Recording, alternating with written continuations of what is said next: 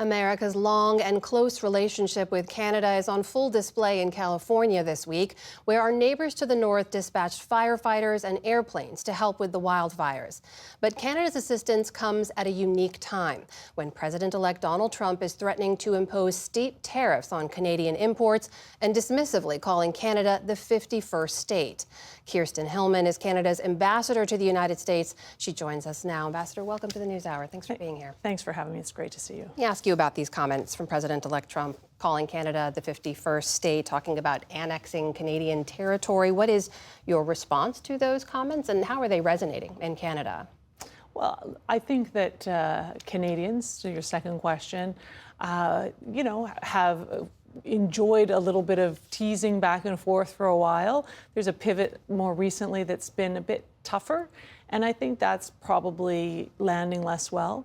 But I think really what matters here is that the president-elect, he's a negotiator, and he's trying to set the stage for a discussion. And he clearly wants to have a discussion with us around things that matter to him, like the border and perhaps other issues around the economy. And we're ready for that discussion, and we're not, I think it's important not to confuse maybe some of the dynamics of setting himself up for that discussion and really the substance that has to come next. You called it teasing and also this pivot. And we should mention, after Prime Minister Trudeau announced that he was stepping down, it seemed like Mr. Trump doubled down on a lot of that language. He's also talked about using economic force to annex part of Canada. He's talked about buying Greenland, controlling the Panama Canal. I mean, what do you make of all that expansionist language? Is it posturing, or is there a real threat there? Well, I can't speak for Greenland or Panama, but for Canada, my impression is, and we talked to people around him, and we worked with him. I've been ambassador since the previous Trump administration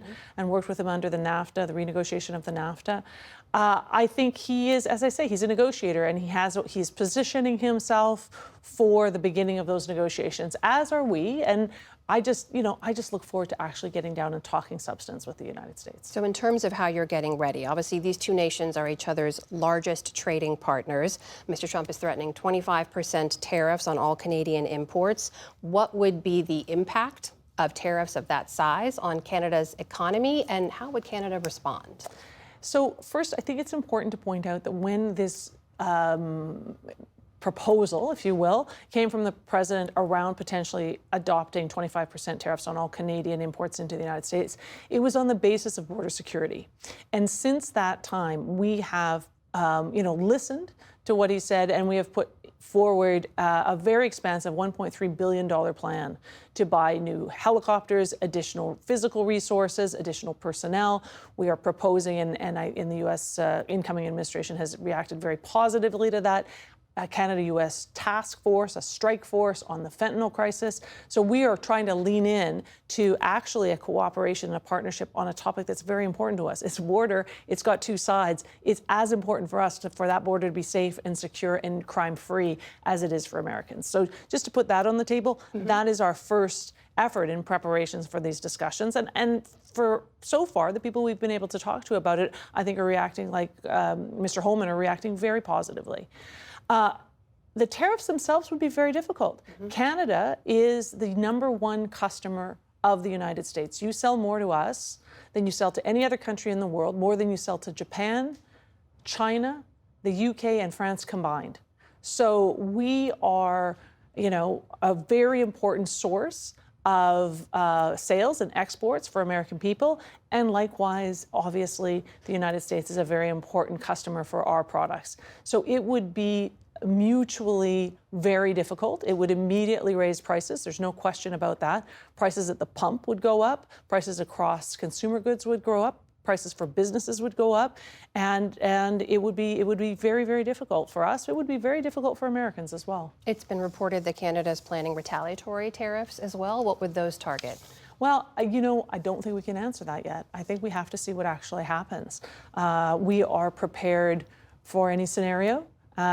Last time, when the previous Trump administration put tariffs on Canadian steel and aluminum, we responded in a measured, equivalent way. We didn't escalate, but we didn't back down. And I think that Canadians expect that of their government. So we will be prepared for any scenario, but honestly, it makes no sense for us to go there. It makes no sense. We are trying to, make both our countries stronger. We have mutual competitors. We have mutual adversaries. We should be working on, really finding a way to lean into the President Trump's agenda for energy dominance. Canada, 1/3 of what we sell to the United States are energy products.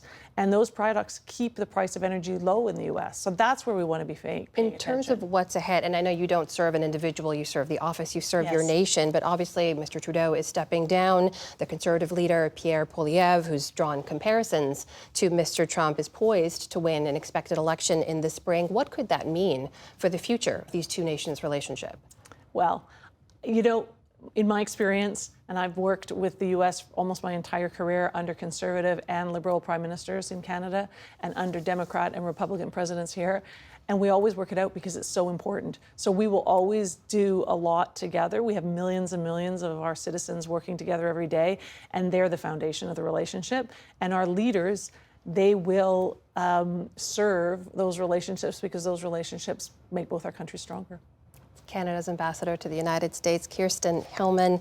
Ambassador Hillman, thank you for being here. It's a pleasure. Thanks for having me.